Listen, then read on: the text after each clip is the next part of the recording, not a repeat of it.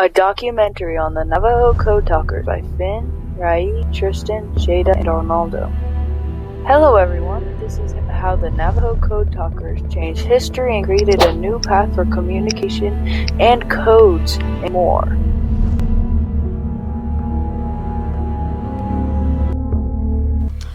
Never think that war is a good thing, grandchildren. Though it may be necessary at times to defend our people, war is a sickness that must be cured.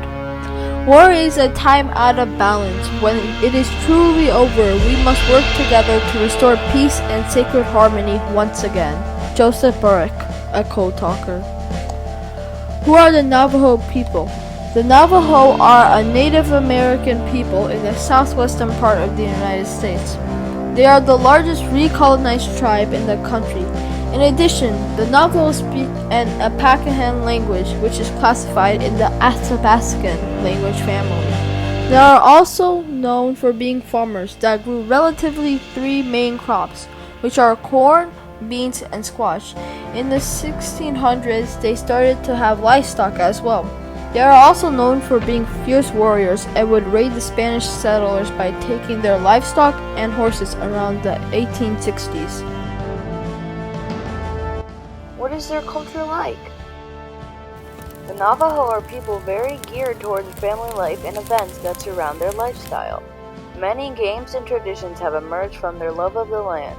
There are over 50 different kinds of ceremonies that were used in the Navajo culture, which were all performed at various times for a specific reason.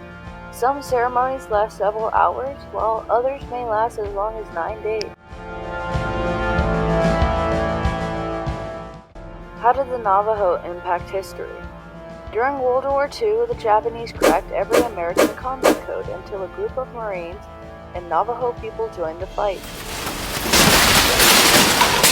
The Marine Corps chose around 29 Navajo men to help in the war.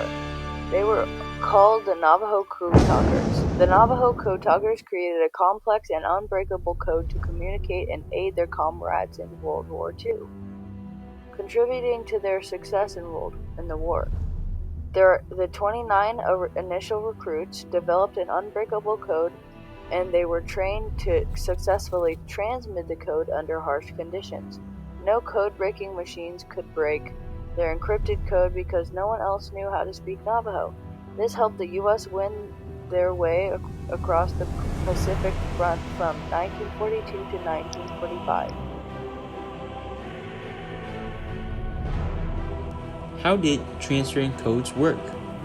To understand how transferring codes work, we must figure out how codes work. For a digital thing to work, you must use codes so that it can give a command to a software. It will then send a digital message to a programmer for its engine to work. Just like your brain telling you to put the milk before the cereal. How did Navajo missions work? According to the U.S. Department of Veteran Affairs, basically there would be a watch person in the field or somewhere along that valley. That person would then run over to the person at the radio station. Working as the radio station was a dangerous job since there's only one or two people, including the watch person, working there. The watch person would tell the radio person what they saw in Navajo. Next, the radio person would write that in code. Later then, it would have sent it to another radio station, which translated that into English. Then it was sent to the general for the next upcoming orders.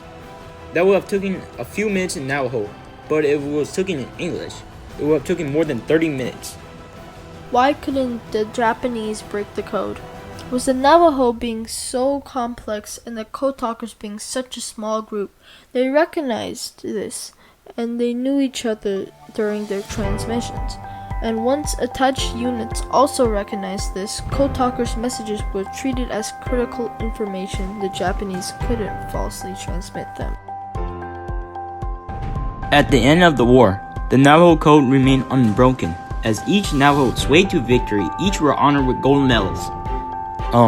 Those could also be bronze. They undoubtedly saved thousands of lives. The end.